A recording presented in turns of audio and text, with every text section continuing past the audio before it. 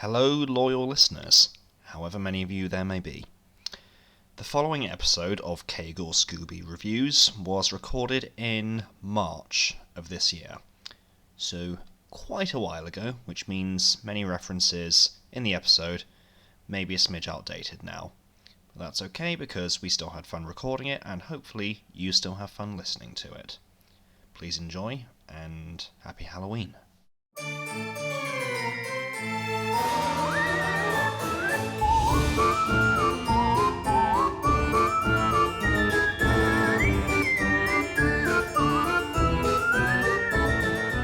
Hello, zoinks, jinkies, and jeepers to all you meddling kids out there.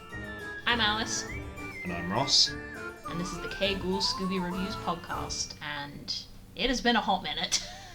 Yeah, I mean, the last episode was uploaded in October of last year, but recorded in April, so it's been just shy of a year at this point since we last recorded an episode. Yep. And that's, to two of our loyal followers, we appreciate you, and we do want to be as transparent as we can.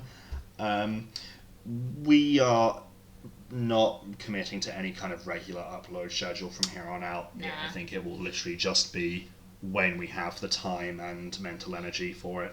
Exactly. And when we have a good topic, which, I mean, it's us and it's Scooby Doo, so... I mean, we let's be fair, we have a few good topics still in the pipeline. It's just definitely.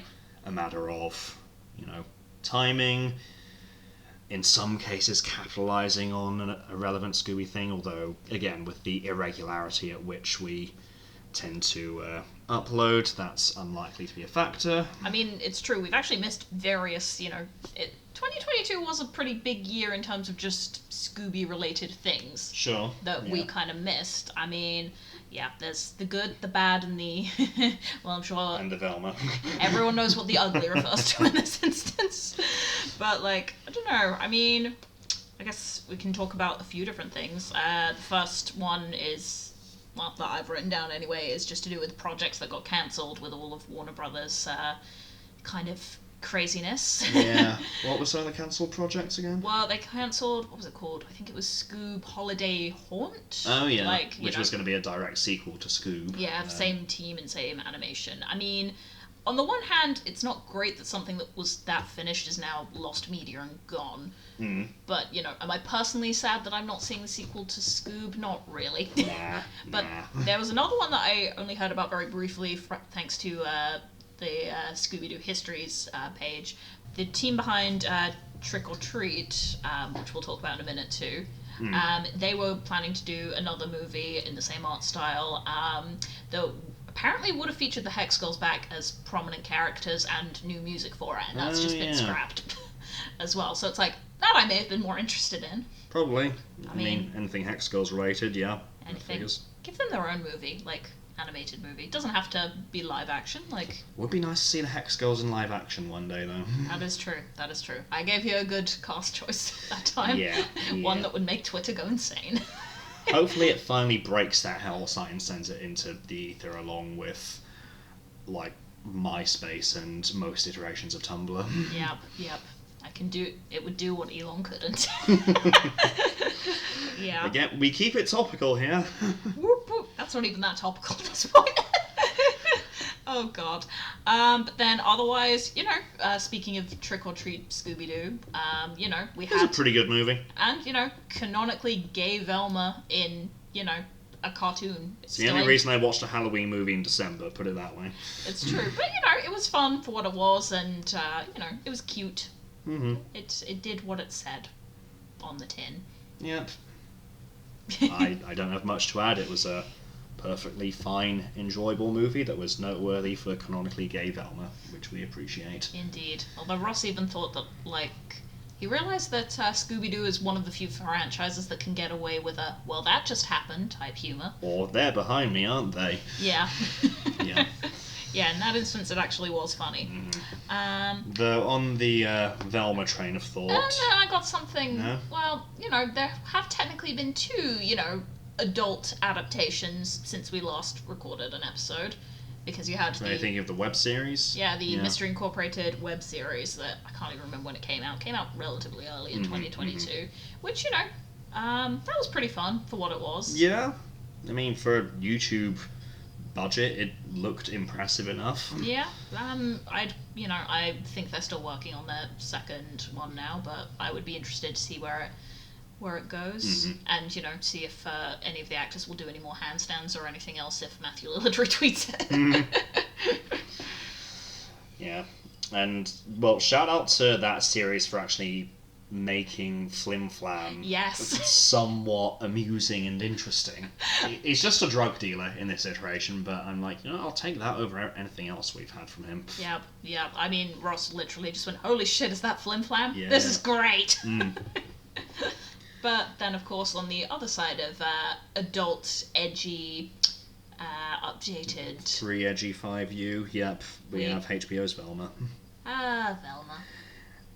I mean, I don't think it's worth wasting too much time and energy on this because, frankly, and I think we are on the same page about this show, really, it's a bad show and rather insulting to the Scooby brand and its audience in many ways. Yeah.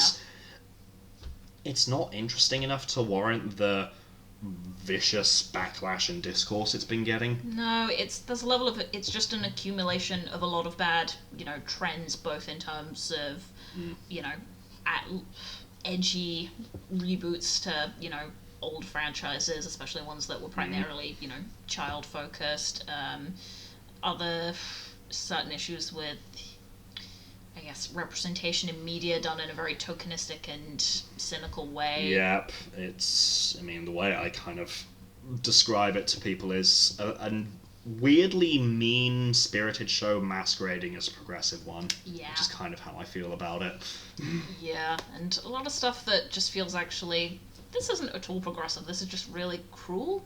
We spoke to a couple friends of ours who are South Asian, and they have mixed feelings on Mindy Kaling, but and from what I've heard, she does have a certain self-deprecation that just feels like punching down, but there's a level of, did she actually write this, or is this a white person trying to emulate her style? Because it doesn't feel self-deprecating, it just feels very cruel. Yeah. In a way that is probably the only thing I'll say does make me uncomfortable about the show. Otherwise, I'm mostly just like, this sucks, and I feel bad for Norville. Yeah. I mean, I'm not adverse to, Shaggy being called Norville in what's ostensibly more of a prequel story. Yeah. That's fine. But he is not the Shaggy we know and love. And and to be clear, the fact that he's race swapped doesn't even crack the top 10 for reasons why. No. Like, I genuinely couldn't care about that. I mean, the number one reason is he doesn't have the frickin' dog. Doesn't have the dog. And also, he's a simp, which Shaggy has never been, as we will make explicitly clear in today's topic. Yeah, he's not particularly cowardly, at least not compared to anyone else in the show. No. He doesn't have the same kind of appetite. There's I think there's a one-off line about him liking to cook things, but it's not. Yeah. They make a couple of jokes about him being anti-drug, which, funny. He doesn't even really have the kind of cadence or speech patterns or that, we've come to know for Shaggy, even when he's had voice actor changes. Yeah. Just all around, not worth your time. Not worth your time. But there is always plenty of... The good thing about Scooby Doo is there's plenty of media, past and likely coming from the future, that is worth your time. Yeah. And I guess that's what we'll be talking about today, at least some of it. A sort of... I guess you could say slightly more obscure era of Scooby past. Yeah.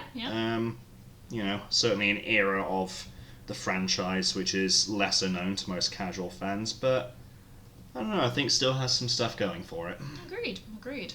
So, we're very happy to have a guest on the podcast again. Hooray! Yeah. This is how we stay relevant despite not having anything resembling a regular upload schedule anymore. Yeah. But this gentleman, I have actually done some podcasting with before, quite a few times actually, because he runs his own podcast.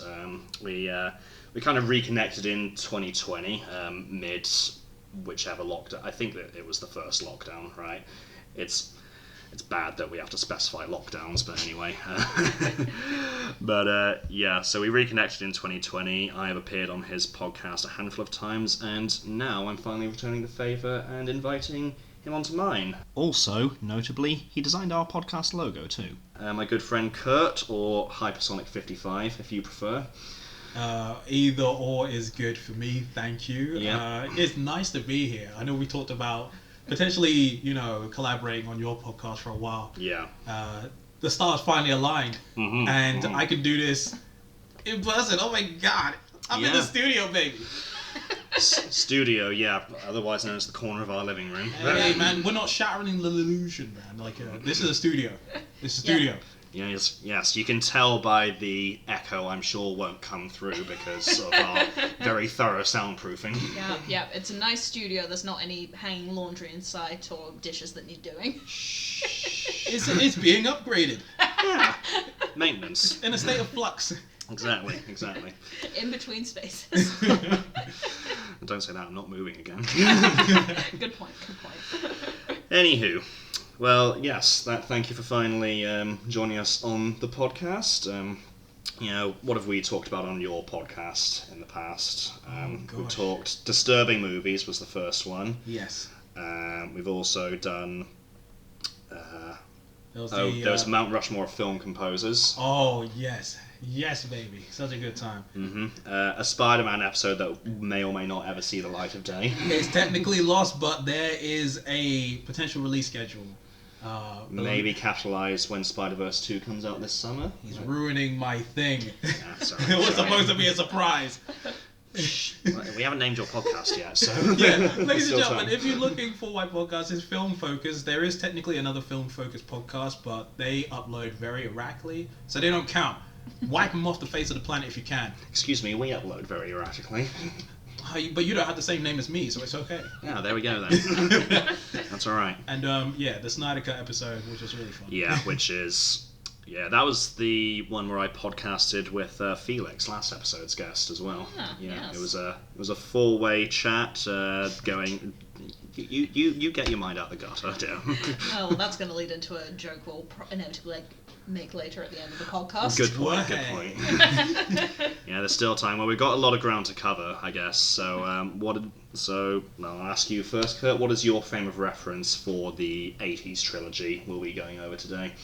Okay, so like a lot of kids in the 90s, I ended up rewatching a lot of Scooby Doo, like on reruns via Cartoon Network and a bunch of other different places. And the Scooby Doo TV movies, this trilogy especially, had multiple reruns over the years, especially up until I was in my late teens. Sure. And by that point, Cartoon Network had moved a lot of their older Hanna-Barbera materials to Boomerang. So on the occasion where there wasn't that much going on, I'd end up rewatching some of those. So I have a very intimate relationship with the Ghoul School specifically. Okay, yeah. And Boo Brothers to a lesser degree, but I mainly like watching it just because that intro had a kicking theme song. But Reluctant Werewolf was the one that I saw glimpses of and trailers of on maybe one of my old VHS, but I'd never actually seen it in its entirety until this year. So. Okay. Interesting you point that out, because Reluctant Werewolf is the one you grew up with more so, Yeah. and I have a similar relationship with it to you. I didn't watch it in full until 2020, and again, had sort of always been vaguely aware of it as a kid, see it pop up in promotional material and stuff, anything Scooby related, but yeah, Reluctant Werewolf is the one that you were ride or die for as a kid. I mean, I think... For me, I didn't have Cartoon Network growing up. I was one of those kids, so, my exposure to Scooby was always through either going to the video store nearby or them usually showing the Scooby-Doo show and the Scooby and Scrappy-Doo show, and then later What's New Scooby-Doo on BBC One or CBBC. I seem to remember it being CITV or something similar. Yeah, the funny thing is there was a lot of those kind of shows that hopped about on standard TV channels as well. The days when terrestrial TV was still relevant, simpler times. But I don't remember any of those movies being on the terrestrial TV. I could be wrong, I just don't remember. But my best friend when I was a kid had a VHS of Reluctant Werewolf, and I borrowed that from her for a fair few weeks, maybe a month, and I just watched it a bunch of times. So for me, it was the only one I was really familiar with, although I'd forgotten a lot about it by the time I rewatched it as an adult, for better and for worse. Yeah, yeah, that's... Again, there's a lot to go over. Yeah. We'll get into that. But yeah, I had not seen Ghoul School or Boo Brothers until I was an adult, and don't think I'd really heard of them, so... Here we are. Okay, so we're all coming at this from slightly different angles, which I appreciate. Yeah. One thing to note with this trilogy, you may or may not be aware of this as far as Scooby franchise lore is concerned, but typically if Shaggy's wearing a red shirt as opposed to a green shirt, that's when some unambiguously supernatural shit is happening. And we briefly touched on this last episode when we talked about 13 Ghosts, because that was also in the red shirt Shaggy era. It seemed to be the case with a lot of 80s Scooby media in general, I think. Like, there was, to a great extent, because, you know, last episode we were talking about serializing the franchise and the Scooby formula, how you update it, blah, blah, blah. The 80s, to a great extent, completely abandoned the traditional Scooby formula, and it was just spooky, supernatural chaos, which no one really, which, you know, never seemed to be a big deal for most of the characters. You know, it was just kind of like, yeah, it's just sort of a different take on Scooby lore where it's like, yeah, we're running into ghouls and monsters, but what of it? Although, I know it's always referred to as Red Shirt Shaggy, but as I noticed on this rewatch, he's wearing blue pants as well instead of his usual brown ones. Yeah. So it's a whole new look for him. I mean, the outfit's still essentially the same, like, you know, baggy trousers and a t-shirt, but... Yeah, same silhouette, same, like, models, they just changed the colours. So, there you are. Red Shirt Shaggy is, you know, canonically supernatural Scooby stories. Yeah, and it was a lot more of a focus on Shaggy, Scooby, and Scrappy. Sometimes with somebody.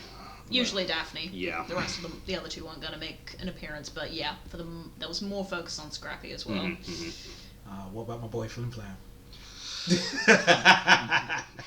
Are you a Flim Flam apologist? No.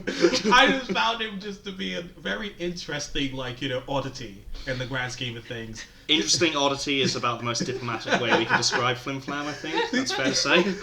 You know, because rewatching, like, Scooby Doo, you know, you had, like, you know, your classic reruns for ages, but then you'd have, like, 13 Ghosts, you know, was it the... you'll have to forgive me because I don't know the names of these shows specifically. There was the ones where, like, Daphne was in there with them, but, like, you know, Fred and Velma wasn't there. At first, I was like, where's Fred and Velma gone? Like, where are they gone? But then after a while, I just sort of adjusted to the new format and, you know, some of the new theme songs. And then just, like, there's just those points where Flim Flam was there. I'm like, what? Who are you? Of all of the characters to create, why did they come up with you as a concept? just like this, I don't know, 12-year-old con man who's just like, I mean, presumably he was created as kind of, you know, a self-insert for the kid audience or whatever, but it's like, surely you already have that with Scrappy to a degree. Why do you also need Flim Flam for that? Yeah. Oh man, maybe he's just like one of those Poochie situations, man. Like, I mean, I've yet to meet someone who actively likes Flim Flam, so I guess that makes a lot of sense. Bad. I feel like I want to go back and just see how bad he is, because literally Flim Flam just exists in my memories way back into like my late teens. I think that might have been the last time I might have seen him on TV. So I'm curious to know if he's that bad. Maybe I might come back on the podcast and be like, yo, I'm scarred. I hurt myself for no reason. Yeah, I mean, I don't know if you listened to our last episode, but we did spend a good portion of it just slagging off Flim Flam, so we've made our feelings on the kid pretty clear. Okay, you know what? I'll go back and watch some, and then I'll listen to the podcast, and I'll get back to you. I probably will be hurt, but, you know, I'm the curiosity is getting the better of me now. Okay, well, we don't need to hurt you just yet. Let's. Except for when we get to one thing in Ghoul School that hurts everyone. There is that. Anyway, no spoilers. Stop spoiling the topics we're going to That's why I'm keeping silent on what it is. But, you know, anyone listening who knows. Yeah, well, I suppose it makes the most sense to go through them chronologically, yes. So should we kick off with Boo Brothers? Yes, we can. Yeah, I mean, I feel like Rossi was saying that the traditional Scooby formula kind of got threw out the window for Yeah. all of these ones. But in a way, Boo Brothers does kind of start more like a normal Scooby. It has a mystery of sorts Yeah. going on. You've just got, they're in their van driving, and then they get pulled over. You see some spooky goings on. There's, storms and stuff in the background, and, then an authority figure pulls them over and says, "Oh, don't go to that old mansion, it's haunted." Yeah. So it's like, it's not exactly the same, but it starts out in familiar enough territory. Yeah, I mean, the mystery is more of kind of... It's less, sketchy capitalist in masks scaring people away, and more scavenger treasure hunt. Yeah. As left by Shaggy's uncle, who left him this big house to inherit in the Deep South, which comes with its own baggage in a weird portion of Scooby lore. But yeah, it is. You do get a few southern stereotypes thrown in there as well. You've got, I think you were saying before, there's a lot of. All of these movies have a lot of characters, really, but Boo Brothers introduces them very quickly, so it feels like that there's more than the other two, in a way. Yeah. I mean, you get a little bit of a space between, when the Boo Brothers are themselves introduced, and then that, I think it takes a little while longer for the skeleton ghost to be introduced, but it's like, otherwise, this is happening in a very quick amount of time.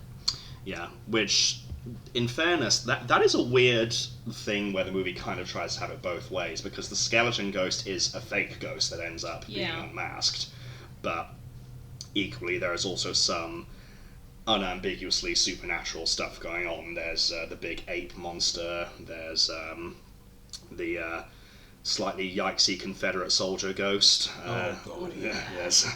Which, potentially laid the groundwork for Zombie Island in some ways, so that's an odd connection. Yeah, because while I was watching Boo Brothers, I was definitely starting to get a few flash forwards to that Zombie Island vibe, and I was just surprised from the start of the movie that there was that they were going for this sort of supernatural angle straight away, because obviously Scooby Doo, its main formula is like people dressing as monsters, but nothing's real.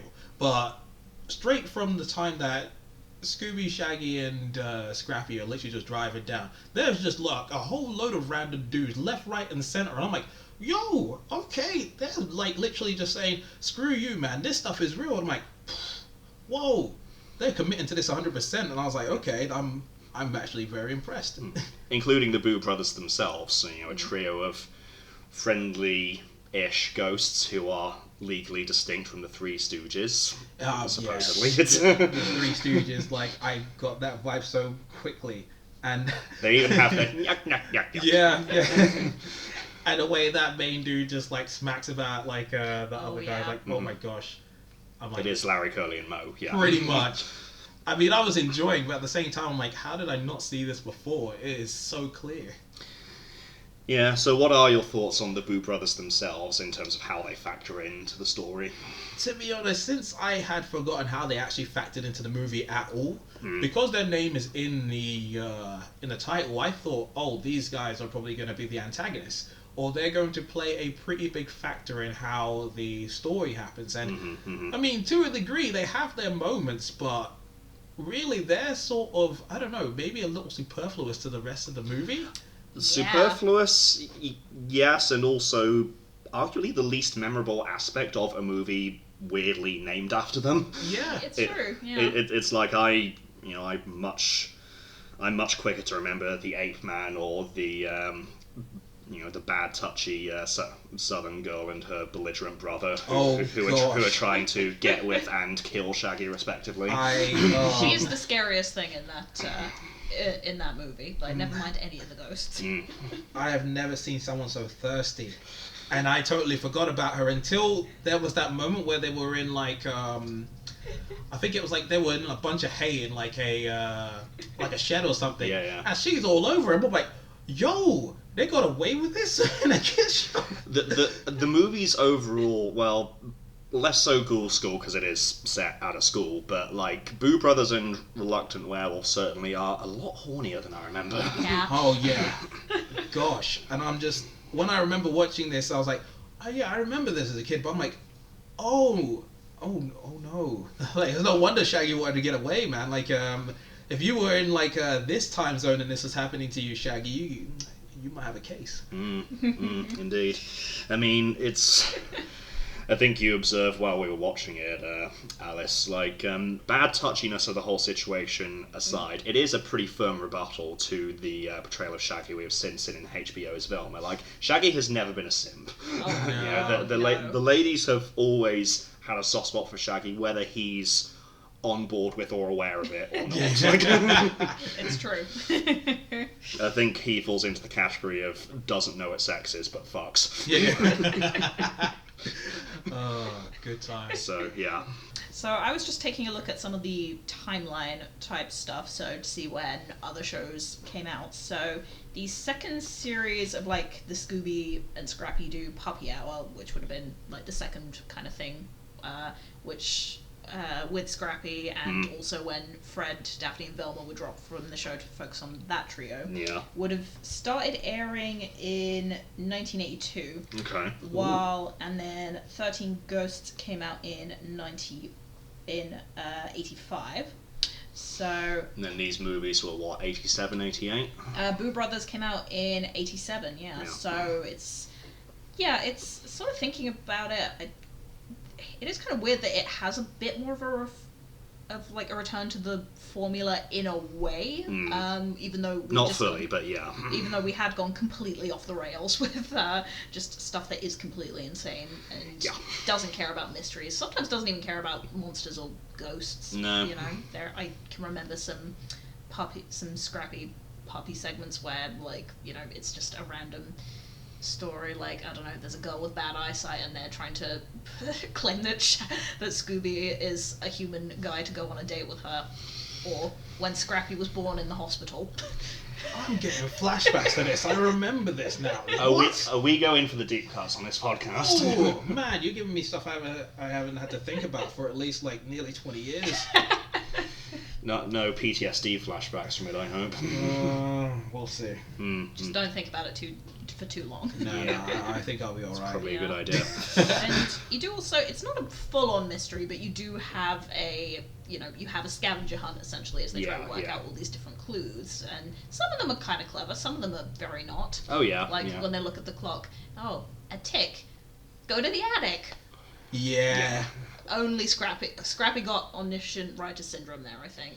I mean, it is odd that Scrappy is by far the most competent one in easily. the movie.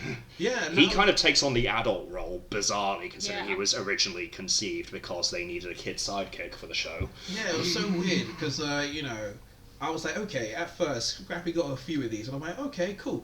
Maybe like Scooby and Shaggy. Nope, he's literally getting everything. And some of them, I was like, okay, this is pretty smart. Someone could actually figure this out. But then there's a few of these other ones later on where I'm like, how do you even interpret this to mean this, that you can find this? I'm like, Scrappy, man, like, you know, we got to talk about, like, you know, what's going on in that brain of yours. Apparently for this one movie he became a child prodigy. If he even is a puppy, we've speculated. Well, there are theories on that. If you take the James Gunn live action movies as canon, he's not a puppy. He's a gland disorder. But and to be honest, as I said, the first introduction of him, when he wasn't voiced by Don Messick, the voice actor's name is not coming to mind right now, but yeah, he sounds like a 40-year-old from the Bronx. That's the weird thing, because I remember watching the show, probably not religiously, but I remember watching when there was that transition from like his first voice to the next one, and I'm just like, because I think, you know, was it the later voice actor I became used to, but you know how some of these episodes are aired out of sequence. I remember watching, I think, was it those early episodes, and I'm like, what the hell's going on with his voice? Why does he sound like a dude? Like, he's a dude. Yeah, it's true. I mean, yeah, Don Messick, that sounds kiddie enough, but original one, nope, this may as well just be Christopher Walken. Or, hell, Robert De Niro, if you prefer. Yeah, I'd like to see that. Puppy power. Or indeed, puppy power. Take your pick. Warner Brothers, you better be listening to this. Cast Robert De Niro or Christopher Walken as Scrappy in your next iteration. They still got some fight in them. Let's do it. Yeah. I feel like this will also probably just be a continuing running theme, but on a scale of 1 to 10, how annoying was Scrappy in this movie? Mostly fine. Yeah, he's fine. Yeah. Like, it's... I mean, we've sort of... I guess one of our big Scooby hot takes that we've alluded to on this podcast before is that Scrappy's not that bad. Yeah. Like, he's annoying in parts, sure, but, like, I think the only reason he's so reviled is because the show and the writing just got objectively shitter as the run focusing on him went on. And there are plenty of episodes where he's the least annoying thing in something, and Scooby and Shaggy are far more irritating. Oh, yeah. You know. Or the Flint Flammers. You could, Of it all. Indeed. I mean, honestly, Boo Brothers, you can make a case for that. Like, Scrappy's the most competent and level-headed. Scooby's kind of just goofing around most of the time. And then Shaggy's, I guess, getting into scrapes beyond that, yeah. And also, you know, just inheriting this plantation mansion from his weird Confederate uncle, which... Yeah, that is a very perplexing and what the hell is yikesy... Shaggy's... I mean, if we count it all as canon, what the hell is Shaggy's, like, family lineage? He's got, like, one assumes a British lord, you know, Uncle Shagworthy. Yes. And then another Yes, uncle. that's a real character name from the Scooby Doo show. Good lord. who is more of a kind of aristocrat, I guess. Yeah, with the monocle and all the fancy things. Twirly mustache and what have you, yeah. Nice. And then another Confederate uncle. And there's probably many other uncles. It was a very interesting movie to come back to because I remember, I think, a fair bit of the first half, but then just to see how it actually concluded, there was a lot of that I just forgot. That and just some of the other random details where Scooby, Shaggy, and Scrappy are just looking for clues, and then there's that one part where they just run into the Boo Brothers having like a party with all these other ghosts, and I'm like, what is this? What is this? Why is this? You guys aren't doing anything. You're like the least competent people in this movie, and they just decide to have a party downstairs, and I'm like, do you not want to do your job? You guys are hopeless. Oh, and I just remembered one final other point. The butler who's trying to screw them over is called Farquaad. Yeah, I heard that. I'm like, no. Scooby really? is love, Scooby is life. Yeah, and I'm just like, so they beat DreamWorks to this by like, what? Hold on. 87. The first Shrek came out 2001. So we 14? 14 years? So, yeah, I think so. Warner Brothers just never noticed. Yeah, my gosh. But yeah, man, just... There's a lot of really weird things in there, but one thing I wanted to highlight about this movie is that the music is really good. Yeah. Just the overall score is quite catchy, but there's also a few moments where characters are talking or they get into like certain action things that are happening, and the music's really groovy. This is the kind of stuff that you could, like, you know, jam out to or maybe have a bit of a dance. And while there are like certain musical numbers in like the future movies, whether it's like, you know, instrumental or like that horrible rap that Scrappy does. Like, spoilers. I'm not on to school yet. But yeah, this was like, oh, this is some bagging music. I don't know who the composer was for this, but yo, that guy, I gotta shake his hand. This is some good stuff. Yeah. Some of it has like a bit of a upbeat, jazzy kind of feel, and like I'm just a big jazz guy, so it was speaking to me very much. But yeah, that's fair enough. As the first entry of this thing, I was just like, yo, the music's on point right now. I'm having a good time. Yeah, I mean, it's all of these movies are pretty batshit in their own way, but I think there's definitely still some fun to be had with a lot of them. And Boo Brothers. Yeah, eyebrow-raising setting and context aside, it is like, you've got kind of, in a sense, maybe not the best of both worlds, but like an interesting mix of the more crazy, off-the-wall 80s stuff and elements that are more in line with traditional Scooby formulas, see the mystery, the unmasking, and so on. And yeah, like, you know, as weird as they are, I do enjoy the eclectic cast of characters. It you know, Boo Brothers, I can kind of take or leave, but just everyone else, it sort of, in a weird way, feels like the closest thing the Scooby franchise has done to a Coen Brothers movie. Interesting point. Yeah. Now that I think about it, yeah. Yeah. But I was. You've got a grouchy lawman. You've got some kind of chaotic southern siblings. You've got, I guess, an escaped convict in the form of the ape man, right? You could tweak that into a Coen Brothers script, right? Yeah. No, that probably could work. Like, one other thing I was surprised about was a lot of people just trying to shoot people in this movie. Oh like, yeah, it's oddly violent. Yeah, I'm just like, I don't remember the such casual use of guns. Yeah, we wouldn't see that in so many contemporary kids' cartoons. It was a different time for children's programming. Yeah, and I'm just, I understand that, like, that brother obviously wasn't keen on, like, his sister trying to get with Shaggy, but this guy was actively trying to shoot him, like, and I'm like, you know that can kill, right? You're not shooting to maim, you're shooting to, like, try and murder. Indeed. And despite the fact that Shaggy is clearly not the perpetrator here. Yeah. Oh gosh, it was just so weird. That and the policeman, he got owned so many times in that movie. I almost started to feel bad for him after a while. He wasn't very good at his job, but there was that one point where he was just out there just constantly getting hit by branches, and then the tree fell on him as well. And one time it was his own fault because he shot a branch and then it actually just like hit him on the head. But yeah. At that point, I'm like, dude, you should just go home. Like, you're not gonna do it. Your services are not required here. Might have been better off. Yeah. So, do we have anything else to add on Boo Brothers before we move on? I think we kind of covered our bases, right? I did what I could. Well, you did good, but I think we will be moving into one that you have a little more attachment to next, in the form of the Ghoul School, right? Oh. Yeah, this film is fun. It's very cute. Yeah.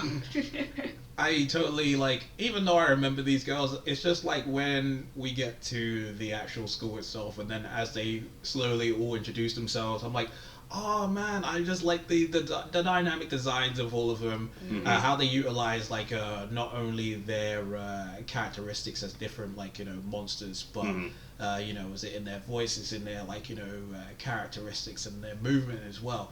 And it's just a delightful bunch of, like, is it weirdos, but they're, like, also very cute, and they just have a good vibe about them. So like, yeah. There's my girls, yay. It does appeal to, I mean, I think, as a kid who sort of developed a taste for spookier things early on via, Scooby Doo, and I'd also throw in, like, Mona the Vampire and stuff like that as well. Yeah.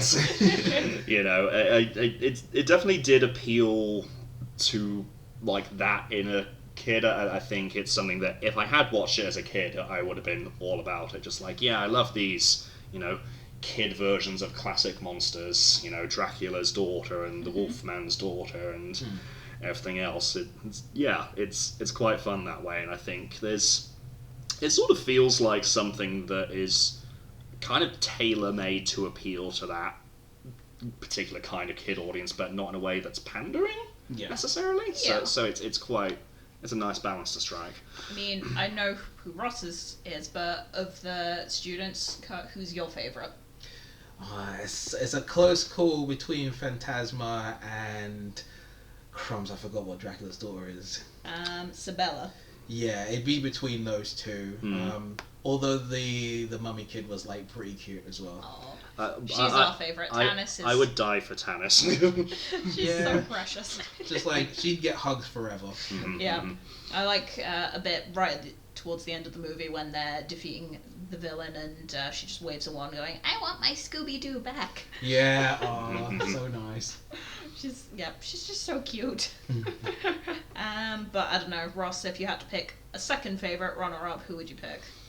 I think Winnie the Wolfman's daughter. She's a lot of fun. She is. I enjoy her chaotic energy. Yeah, man, she is howling all the time. What a delight! I enjoy her energy. Definitely. I mean, I like vampires, so I'll probably pick Sabella, but I do also like Elsa Frankenteen as just like the kind of bumbling, cute one. Yeah. But yeah, this movie has a lot of really good supporting characters, even outside of them, even though they're the most iconic ones. Like Miss Grimwood herself, she's pretty cool. Yeah. And Octopus Butler. Oh, absolute. Top Gee, I iconic. love that man. Especially when he's just looking at all of his watches on his tentacles. Yeah.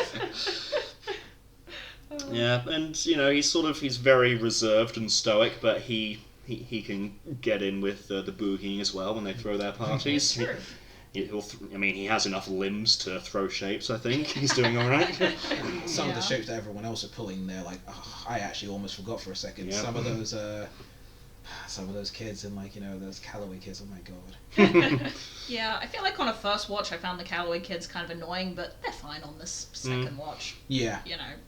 They're just, they are just there to be like the normies to the kooky spooks. But Indeed, and also, we need the boy group to offset the girl group. there is that. And I like Miguel and was it Jamal? And I'm like, hey, okay, got a little bit of diversity in there. It's true. Although your names are very, very, very generic. Sure. But I will allow it. It's a step up from the setting of the Boo Brothers. Yeah. Let's say that. Yeah. But yeah, no, I kept forgetting about Jamal's, was it affirmative, and negative, and I'm like, oh yeah, now I remember why I didn't like you when I was younger, Yeah. Also, there's Matches, the little dragon, who... Yeah. I noticed, Scrappy seems to be the one who, befriends Matches very intentionally, so this obviously leads to why later in 13 Ghosts, why Scrappy is all about dragon rights. Yeah, there's a weird cutaway gag where he's a reporter or something advocating for the workers' rights of dragons. Yes. And yelling at that shows a whole fucking fever dream, honestly. It's a lot. But that was still one of the most memorably bizarre moments from 13 Ghosts. Man, you make So- me go back.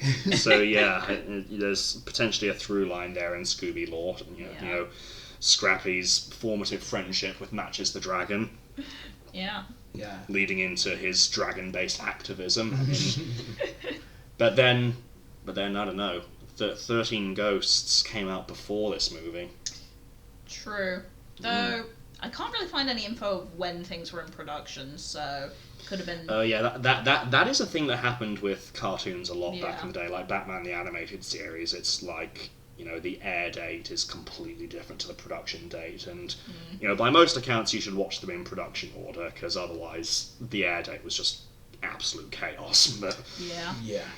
But, weirdly, the first episodes of BTAS that aired back in the day were the introduction of Catwoman, like her two-parter episode. Oh yeah, I remember that. It's not a bad episode. It's not the best of the show, but it is just like, that's an odd one to open. Like the in terms of production order that you get on most home media releases of it, those first 3 episodes of On Leather Wings, the Man-Bat one, then Christmas with the Joker, then Nothing to Fear, I think it is the first Scarecrow episode. That's a pretty good opening trio of Batman stories. I mean, that was a whole... me, horrors end up on a Batman tangent in one way or another, but it's true. Tangents are fun when you're talking about good things. Yeah. And Batman the Animated Series is a good thing. And if you disagree, we're going to have words. But anyway, Yes. back to Scooby. Also, R.I.P. Kevin Conroy. Yeah, That man. too, yeah. Much love to you in the sky, baby. Yeah. But, and I will make a case, I think these are the best villains throughout any of these 3 movies.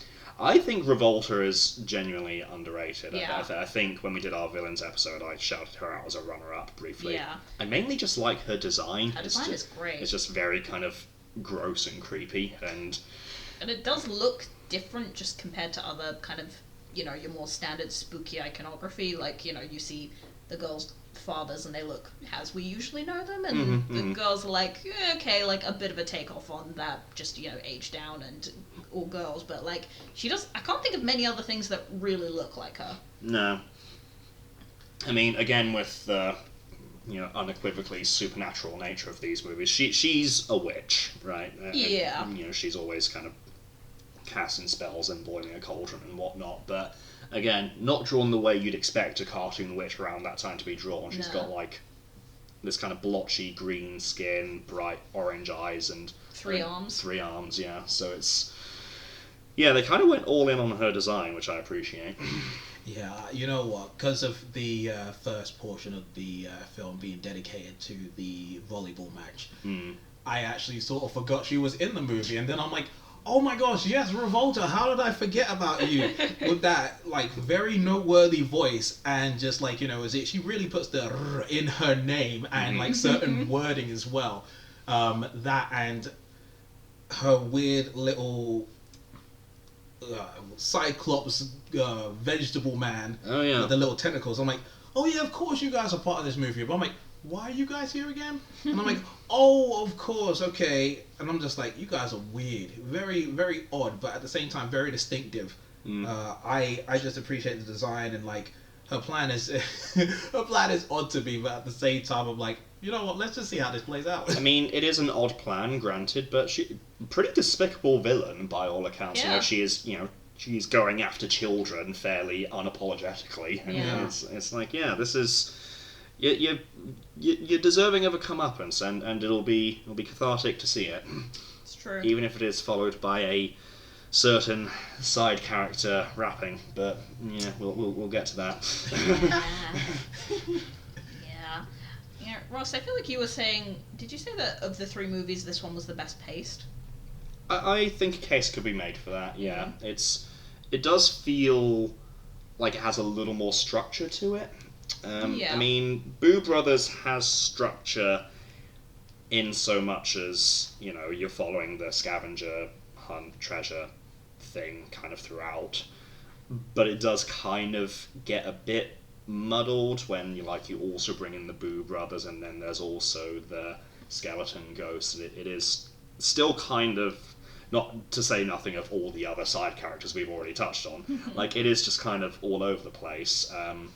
And then, you know, Reluctant Werewolf we'll get to later, but that is kind of, after a point, just an extended chase sequence. It's the Fury Road of Scooby Doo movies, but yeah, like Ghoul School, you could definitely make a case of like there is more of a carefully structured story. Yeah. With like, you know, Shaggy and Scooby, you know, with Strappy in tow, arrive at this school to be teachers. Cool. They get to know the school and the girls, and they clock, you know, they've got the rival boys' school as well. Then, you know, Revolta's stuff starts kicking off, and eventually, you know, obviously everything works out okay, but it is, yeah, there is more of a sort of carefully constructed story, I feel, which, you know, makes it, because, yeah, like, something that we've touched on already, or at least mentioned pre-recording a few times, these movies are longer than you'd expect. Deceptively. Like, I had it in my head they were all in the kind of 70-minute, you know, ballpark, but no, they're all about 90 minutes, which is, I mean, that's not a long movie, but like for made-for-TV Scooby stuff, it's like, it's longer than you'd expect. Definitely. And so, you know, to have that be well-paced is like, okay, that's very welcome to where, like, Reluctant Werewolf after a point kind of just feels like it's going on forever. Ghoul School, you can kind of pinpoint more like, okay, we're hitting these story beats, we're approaching this climax, so on and so forth, right?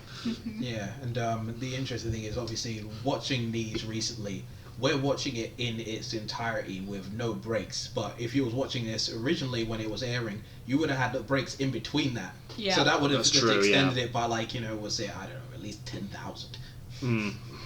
Yeah, because commercial breaks in the States are something else. Yeah, I mean, I've only been over there a few times when I was watching TV, but those breaks were insufferable. And I thought we had it bad over here in the UK, but we're not too bad. But it is interesting, though. You can definitely see watching these movies back where the commercial breaks would be, right? Oh, no, You always have the absolutely, dramatic fade to black, right? Yeah. Which was kind of fairly standard for animation of that era, I think. Definitely, yeah. Anything else to touch on in Ghoul School? We've got... I mean, I know there's the one big thing, but anything else? Well, I was wondering if maybe you could make a slight, maybe this is a lukewarm take, but I don't know, you know, Shaggy, Scrappy, and Scooby kind of the worst thing about this movie?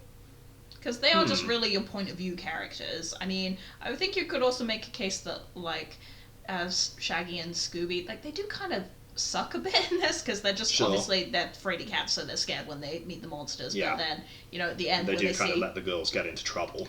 Yeah, and, you know, right at the end of the movie when, oh, here's our new flock of students who'll be coming in next year, they're right back to the beginning. Nope, I've not learnt anything. Yeah, and that was like something that surprised me, was because, okay, yes, the initial shock of seeing these girls, they were afraid because they thought they were going to get attacked and mangled. Yeah. But clearly they started to get into the whole teaching thing, so I was like, okay, they're adjusting, they're slowly starting to warm to the idea of not only like training these girls, but being in this environment. But on several occasions throughout the movie, they still seem to be like, you know, was it as scared as they were at the beginning. And that part towards the end, I'm just like, did you, Shaggy, Scooby, did you learn nothing? Did you not learn to be, you know, a little bit more tolerant? No, they're just like, they're out. And I'm like, poor girls, man. Like, they deserve better. They deserve better teachers. yeah. And yeah, I mean, we'll get to him in a bit, but there is a level of, if Scrappy wasn't there, they would have probably screwed up even more, because he was the only one like, oh hey, let's get to know everyone, let's meet all these Again, people. he remains weirdly the most adult character out of the three of them. Yeah. But as we have said, Scrappy raps in this movie. Man. Right after a pretty satisfying climax, we close the movie with the Scrappy rap. I never liked this when I was younger, but seeing it now, I'm just now I'm not gonna be like some sort of like massive aficionado of like hip hop and rap, but I am a fairly big fan. And by that point in the 80s, like rap was being refined to a point where you could rap on beat and like create pretty good lyricism, but this ain't it, man. Like No. It was painful, and you know, this film already has a heck of a lot of puns in there, but it does go in on the puns, yeah. Just anything vaguely monster related. They just switch out a word that sounds similar to it. and Scrappy's rapping is so observational that it's very painful to me. Over there is Daddy Drac, who's glad to have his daughter back. Oh my god, no! Stop hurting me. I mean, I think my Letterboxd review at the time when we revisited them last week, it's just... Clearly, when Dante wrote about the 9 circles of hell, he forgot to mention the 10th, in which you're forced to listen to the Scrappy rap for all eternity. Yeah, and I mean, I think that the whole sequence is still sort of worth it just to see what those, see the dance moves in there. Although, obviously, with it being an animation from that era, there's not too much in the way of movement. It literally just has like a certain loop that happens with every individual character. I mean, most Hanna-Barbera things were made on the budget of like Two. I was about to say the budget of a cheese sandwich, but that's not true. Cheese is weirdly expensive. Yeah, no, absolutely. But like some of those dance moves, man, I'm just like, that's gonna be seared in my mind. Like Cody Calloway, like his dance moves with Miss Grimwood, oh my god, I don't know what the hell he was doing, but he was moving. It was very, I'm like, how are you doing that? You are an oddity, sir. It's elastic limbs. Yeah.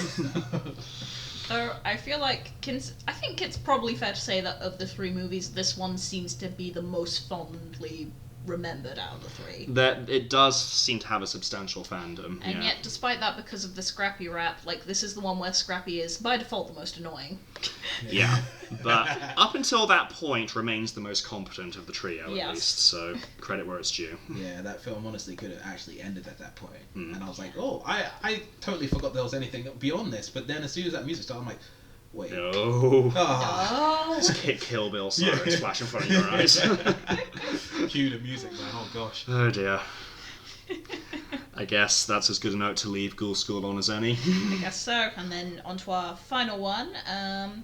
Reluctant Werewolf. Woo. The final of these 3 movies. I kind of feel like it is perhaps the one that is the least fondly remembered. Yeah. I mean, I think just looking at it, it's probably the least good of the 3. Yeah. It's also kind of my favourite of the 3. Mine too, which in my case could be nostalgia, but yeah, Ross is perhaps the better judge here. I guess my thing is, like, I kind of admire how much it commits to just being an insane fever dream of a movie. Yeah. And it clearly doesn't care about any lore that was established Oh, in the no. other two either, because, you know, Dracula appears as a fairly neutral character, you know, Sabella's father in Ghoul School, and yet he's the main antagonist of Reluctant Werewolf. And, his And skin- also looks completely different. Yeah. Yes, well, his skin is a different colour. Yeah. Green. Green It's bright instead green. of purple. Yeah. So, yeah. The film was so bizarre to me. Oh. I mean, you literally finished watching it on the train here, you said, Yeah. right? So, And literally the way the film starts out is just bizarre to me. That like Shaggy's in a car race, and there's a narrator, and I'm like, none of the previous two films had this. the and- narrator doesn't really come back, Yeah. does he? No. He's just sort of... He's there for a bit to get the ball rolling with the plot, but there's no kind of concluding statement from him at the end or anything. And I mean, like, I guess the introduction is there to show that, like, Shaggy is at least a competent driver. So then when we get to this race portion at the end, it's just like, it's not so much out of the blue because, you know, Shaggy drives, but we've never actually seen him as like some sort of race car driver. But that sort of race car setting with the splitting of the car and the monster trucks and stuff, I'm like, this is so weird. But then I didn't even know that was just like the beginning of where this Of film how would. weird Yeah, it we would just go off a cliff into like, you know, is it like Super Crazy Land, and just the situations just like get more and more absurd, and I'm like, rules? What is that? Like, Yeah, yeah. it doesn't matter. Ay, ay, ay. Physics is not a thing in these movies, but especially not in Reluctant Werewolf. Oh gosh. No. So, well, how does one describe the premise of Reluctant Werewolf? Aside from Shaggy is turned into a werewolf by Dracula. It is a monster mash, but with race cars. It's the entire second half of it is essentially an extended Wacky Races episode. Yeah. No, absolutely. Just with, you know, classic monsters. Yeah, with even with the characters and their car introductions, I'm literally just like, I was never really a big fan of Wacky Races, but I watched that a lot. And the character and car introductions in Reluctant Werewolf was giving me flashbacks to that very specifically. It was just a shame that we didn't have like a Dick Dastardly and Muttley, like, you know, as a combo in here. Which I don't know. The other time, there has been one occasion where they've tried to integrate Dick Dastardly into the Scooby franchise, and it didn't go too well. Oh did it? yeah. Yeah, Scoob is it is such. I mean, maybe we'll talk about Scoob in depth in a future episode if we can stomach rewatching it. I paid money on iTunes to watch it on my birthday. That was a choice. My condolences. Sir. Yeah, I know. And it was not an inexpensive amount of money. Yeah. Interestingly, we actually ended up watching Reluctant Werewolf after it as a palate cleanser. Yes. Sounds But better. put a pin in that. But yeah, it's just such an, like, so blatantly just trying really, really hard to set up a cinematic universe with a bunch of pop cultural and meme references, because that and cinematic universes are what the kids like these days, right? When Blue Falcon dabs, I want to die. Yeah. Oh, no, they didn't do that to the Blue Falcon. No, Did you watch Scoob? no, I was like, Oh, you've been spared. Oh, Yeah. Oh, I'm so happy for you. because I was curious, just because of the extra characters that were being included in there, like, because they had certain character posters, I think, that was coming out. Yeah. And wasn't one of them have like Captain Caveman on there? Yeah. Yeah, he makes an appearance. Quite a brief one. He's voiced by Tracy Morgan of all people, which is I mean, I like Tracy Morgan, but like, as Captain Caveman, maybe not. yeah. Now my head hurts. Yeah. Let's go back to Reluctant Werewolf. Yeah, It's a good idea. It's less confusing somehow. Yeah, and does not try to integrate Dick Dastardly Yeah. in a double bait and switch villain thing, which is No. really dumb. Anyway, Yeah, I don't know where to begin with with this movie, so someone else pick a topic. Well, can we talk about Dracula's henchmen Crunch and Brunch? Yes. Or Clunchy and the Blunchy? They are so bizarre, and why? Okay, one of them talks in like almost Tasmanian devil like speak, Yeah. with so much saliva. I felt like I could feel it while I was Well, watching. Dracula could. Oh through no! a screen. I was Because, like, again, physics does not apply. I was watching that, and I'm just like, this comes through multiple screens when he was talking to him, and I'm like, distance, speed, physics, real. Okay. Yeah, indeed. And I'm like, Dracula, you know this is gonna happen. Why do you not have like a, cover yourself, like a windshield or something? And he just chooses to accept that he's just gonna get slimed by like this guy's saliva. But then the other dude, he surprisingly has like an English/British accent. I'm like, what? Yeah, he's voiced by Rob Paulson, who's one of those prolific voice Oh, actors. yeah, who's in yeah, everything. yeah. He's Pinky from Pinky and the Brain. Pretty sure he did like at least a couple of voices on Animaniacs as well. Yeah. But for the longest time, I was convinced Brunch was voiced by Carrie Elways. Interesting. You can hear it. Yeah.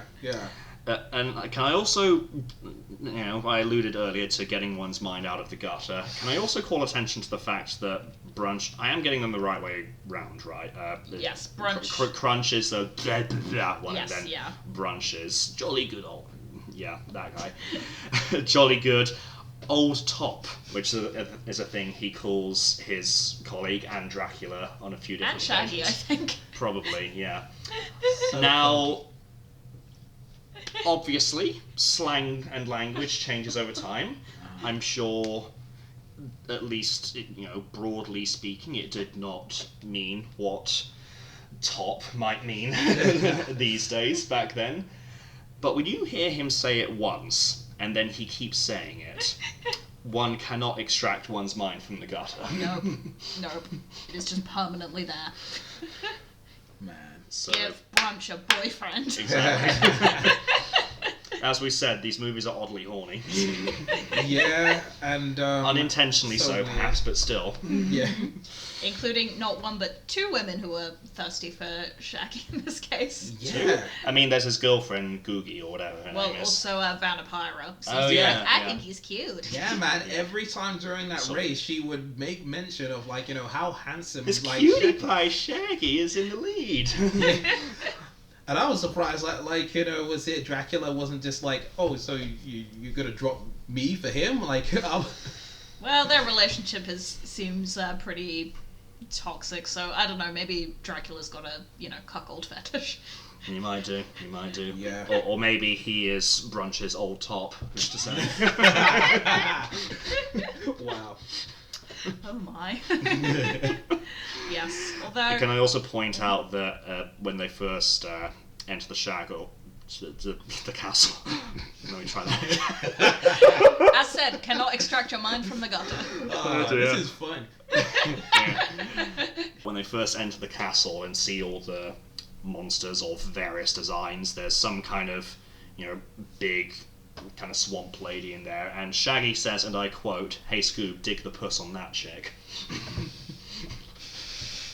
Puss in this case referring to mouth, but nonetheless, it's... Yeah. yeah. Oh dear. Dig the puss on that chick, Norville Shaggy Rogers, 1988. Oh my. Yeah, Yep. just like some of the terminology that they use.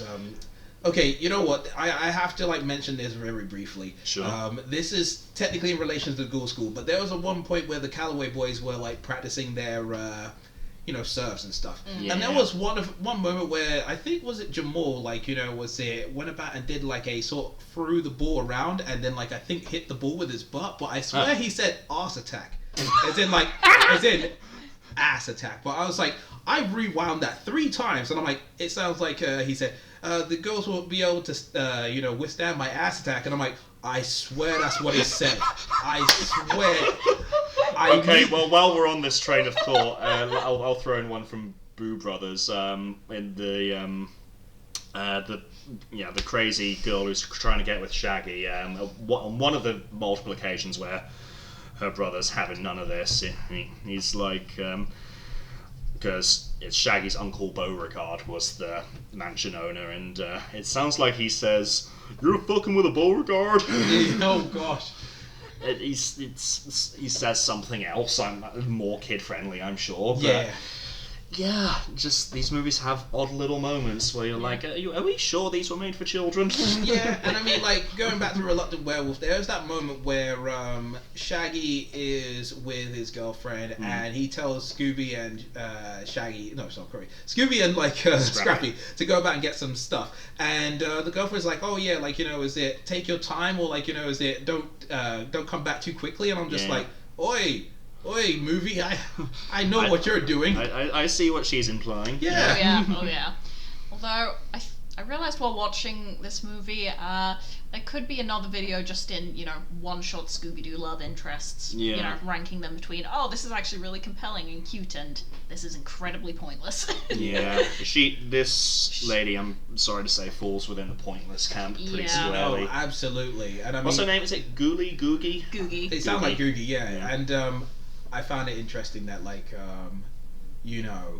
that her name was said like that because Scooby, Shaggy, Googie, and I'm like, I feel like the writers were just trying to come up with a name that had like that sort of same like vibe in terms of how it ended. But at first I was thinking this girlfriend is just random. I mean, it's interesting to see that Shaggy actually had a girlfriend at one point, but besides her working with Scrappy to help during the race, she doesn't really serve that much of a purpose. Her depth is very shallow. I think she is just there because Scrappy isn't going to be able to reach the foot pedals if he was just in the car by himself. So. And also just to reinstate what we already knew, that Shaggy fucks. Yeah. Why do you think they call him Shaggy? Yeah. Or occasionally, Fred will just refer to him as Shag. Yeah. That too. Yeah. I mean, I guess I don't hate her, but she is just very pointless. Yeah. I mean, when Shaggy's other one-off love interests are like, Crystal from Alien Invaders, who is a legit compelling character in her own right, it's like, Googie falls short, I'm afraid. Unfortunately so. And so, I did see one Letterboxd review that pointed out she kind of looks like the Polly love child of Fred, Daphne, and Velma. I could sort of see it. Like, I'm not sure how that conception would have gone, but or who was carrying the baby, but like, not wrong. Yeah. A little. I could sort of see it. Yeah. I would try and sort of succinctly describe the plot of this movie, but again, after a point, it's like, what plot? Yeah. So you get introduced to Dracula with his little council of monsters, and they're like, okay, where's the werewolf guy? Apparently he retired, so they said, oh, we need someone to participate in the race. So then they come up with the plan to turn Shaggy into a werewolf. But I'm like, at first, I'm trying to figure out, okay, does he need Shaggy as the werewolf to participate in the race? But then we find out before the race is happening, he doesn't want Shaggy to win the race. So I'm just like, so why do you need Shaggy in this? Is this just because you need like that extra participant in the race? But if you're going to like, try to sabotage him at every, turn? Like, what is the point of what are you doing? I guess if it's a monster mash, you just need the werewolf. Yeah. And if the mummy had decided to retire, then Dracula would have had to find a new mummy as well. I guess so. Yeah, it was just very strange to me. But again, ultimately it doesn't matter after a point, because, as we've established, the latter half of the movie, once Shaggy's figured out this weird double-crossing deal Dracula's got with him, he says he'll transform him back after the race if he wins it, but he's not planning to, really. And like, once the race kicks off, like, the plot does not matter. It's just goofy monster wacky races antics from there on out. Yeah, and it's just very interesting to see how the race plays out, because there is a lot of chaos and crashing and attacking each other, and on several occasions these cars get mashed to oblivion, and I'm like, okay, so you guys are out of the race. This is like, an elimination kind of thing. But no, somehow these cars get repaired off screen and they're back in the race. Or in a lot of cases, Shaggy and Scooby end up like so far behind, but somehow their car is fast enough that they can catch back up. And I'm like, dude, I stopped thinking after a while because I was just trying to just legitimize how this whole thing works in my mind. Sure. But no. Don't apply logic to it. Honestly, well, we discovered again following my birthday viewing of Scoob that Reluctant Werewolf is the let's say the best Scooby movie to watch whilst under the influence. Yeah. We for legal purposes, we had enjoyed smoking some normal tobacco, yeah, and yeah, we had a pleasant kind of spacey buzz on, let's say, and yeah, that's kind of the right headspace to watch Reluctant Werewolf in. Just like it doesn't matter. Just enjoy the silliness. Yeah. Enjoy the colours. Enjoy the crazy things and all the silly voices. Enjoy the Batcopter and the Mummy Mobile and.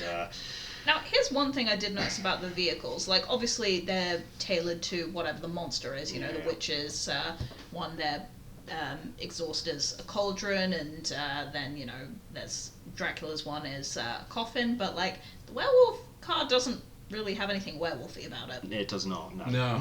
It's like, I mean, they could have just had use Shaggy's car, but nope. It's like, I'm going to give you your own car, but I'm not going to design it to what you are. Maybe that was part of Dracula's plan, in true. the hope that he would lose the race. That's But of true. course, Shaggy's apparently the best. Racer in anything. Yeah, exactly.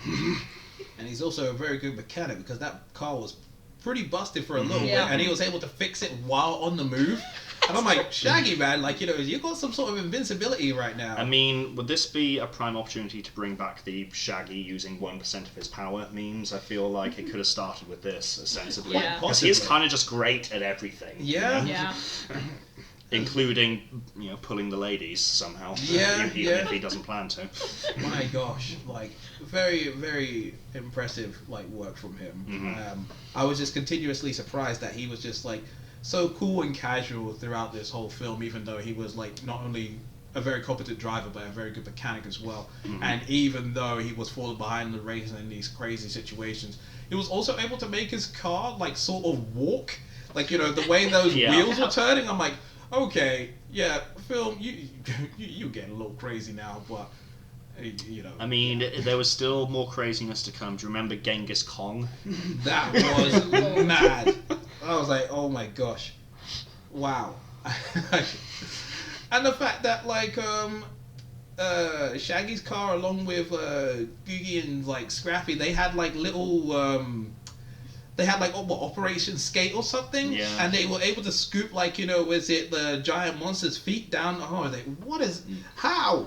Though it did prompt some of the Scrappy characterization that we're more used to, him just kind of getting a bit, let me at him. Yeah. It's true, yeah. About, I think the line was, I'm going to ring your gong, Kong, which Yeah. maybe not, but... No, he also got like that when they were just surrounded by alligators for no real reason, and I think Googie had to pull him back. Yeah. Yeah. Okay, that was Googie's use for this movie, just make sure. Just made sure Scrappy didn't die, because he's been, in most cases, the most competent person. But in this instance, he's got to Puppy. start picking fights again. Yeah.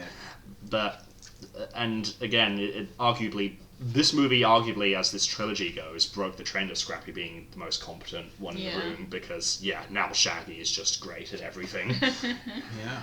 Debatably, Shaggy didn't really need anyone else. He probably would have won the race regardless, but Yeah. there we go. Oh dear. Yeah. He just likes his company, I guess. And I will say I do think this does have the best running joke in any of the three movies. And the crowd goes wild. Yeah. Oh yeah, those guys ended up being probably my favorite characters in the whole bloody movie. I don't know how that hasn't re-emerged as a reaction gif or meme of some kind. Oh man. Along with Monsters Unleashed. Sorry, you're cancelled. Yes. Got it.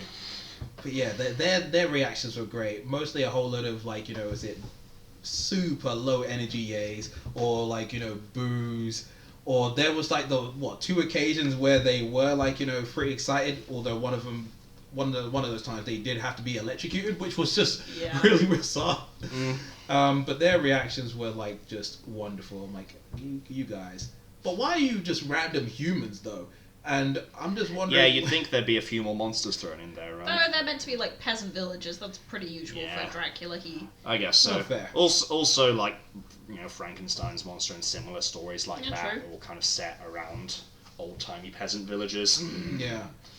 It was just like bizarre to me because I don't know, like they just seem so done with life, and They're just tired of Dracula's bullshit. They're not Yeah. scared of him. They're just done. that was the surprising part as well. Like, Is Dracula just their shitty mayor in this continuity? he might as well be, because there was just like times he was getting up in their face. It's like, yo man, say it louder, yay, louder, and it's just like. I'm not surprised he didn't threaten to kill them, but I don't think that would have fazed them either. They just look so unenthused about everything. Indeed. So bizarre, yet so delightful at the same time. Which is a fairly astute summary of this movie, I think. Yeah. Arguably, this trilogy in general. It's just... Yeah. It's a fascinating beast, and a fascinating time capsule, really, of Yeah. a time in Scooby history where the franchise kind of did just go off the rails for a bit. I mean, I don't know. I do kind of wonder if we had to pick. Well, okay, with the current timeline we're in, where two Scooby projects this year / last year have been scrapped. This seems like the kind of era of Scooby Doo that is the most likely to be forgotten. Sure. Because I mean, obviously, in my case, it's like I know because VHS, and but it's just so different from what the Scooby brand has been known for, and Warner Brothers are very currently like, oh, no supernatural whatsoever. Yeah. You always got to unmask it. Including the 13th Ghost movie, where they sort of try to have it both ways with the Yeah. ending, which pissed me off, to be honest. And but, the less said about Return to Zombie Island, the better. But but it does seem like something that just any newer fans will have no idea about, and then be very surprised to find out exists. Yeah. I don't think it will be lost media because you can find these things online. But Oh yeah, I mean, we own our own DVD copy of Reluctant Werewolf, so there are ways to acquire them. yeah, it's just a kind of period of history that we're never really going to repeat, I guess. Yeah, so Scooby is a very interesting franchise overall. There's like so many different interpretations of it, but I feel like within the last sort of 20 to 30 years, that's sort of like the cutoff point of where, was it at least in terms of the conversations online, like you'll have people that grew up within our generation talk about like the classic movies that sort of came up in like the 90s onwards. Yeah. And, was it from what's new Scooby Doo to like now? Those conversations about those TV shows are happening, but Yeah, I don't. and also the live action duology. Yeah. Because, Oh, yeah, of course, Because we are in peak sort of 20-year nostalgia cycle time for Definitely. that. As I said in our very first episode, those movies will never be as popular as they are right now. Yeah, and it's just like, even though you have the classic TV show, but then you've also got like these other like TV movies and like the series that we mentioned from the 80s as well. I feel like there's just not as much conversation, or maybe even like from whoever owns the franchise to like bring them back into like is it the public consciousness, because certain long-term franchises will find a way to is it either bring them back on a streaming service or maybe make a special edition, or like have like some sort of long-term interview or something. So long as it's not a gritty Netflix reboot, I'm sick of those. Yeah, I mean, Scooby, as much as I like enjoy this franchise, I feel like at the same time, whoever's holding the keys to this franchise seems to be very. Their ideas of what is good tend to fluctuate a lot. It's just a lot of random experimentation. Some of it works, but a good chunk of it doesn't. And I'm like, I mean, I think with, most recent example I think of is, HBO's Velma, where it's like, it's clearly a show made by people who weirdly hate the brand and the audience. yeah. I've heard rumours that it was like, originally an unrelated adult cartoon that later had the Scooby brand slapped on it, and that wouldn't surprise me one bit, to be honest. And as you say, there's just a lot of weird experimentation going on within the Scooby brand at the minute. Some works, some doesn't. in a way, that you could also say that about this 80s trilogy and the 80s as a Scooby era. It was kind of just to throw everything at the wall and see what sticks. Yeah, Period of time for the franchise. And not all of it sticks, but I don't know. I think these movies still have a lot of charm to them in their own way. Agreed. Yeah, man. Like, check out for the music songs, man. The music and just the sheer insanity, really. Yeah, And just fun monster designs. Yeah.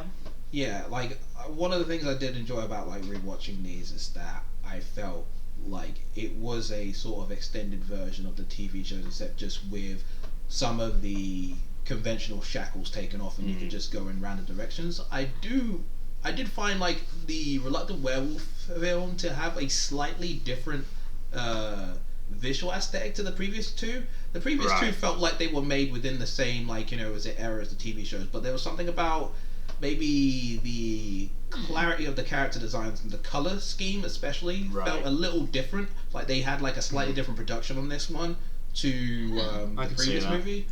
I mean, both Ghoul School and Reluctant Werewolf came out in the same year, both in '88. So one assumes they were all being worked on back to back.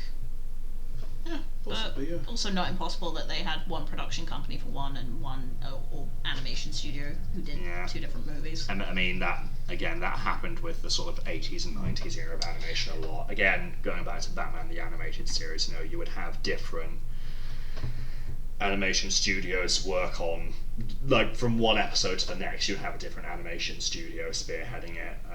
And typically, I think Sunrise was the big Japanese one, where, like, if you had them as the leading animation studio, it was going to be at least a great looking episode. But, yeah, I think we've said our piece for the most part. We have said our piece on this oddball trilogy. Yeah. Yeah. Any further concluding remarks? My brain is failing. I give up. We're good. I dislike nothing in these three movies as much as I dislike Flim Flam.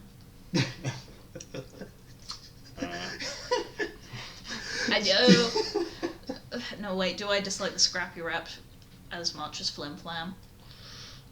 I don't know. You question mark. You have like ironically quoted and sung the Scrappy Rap before, which I've yet to see or hear either of us do with any of Flim Flam's quotes or songs. So that is true.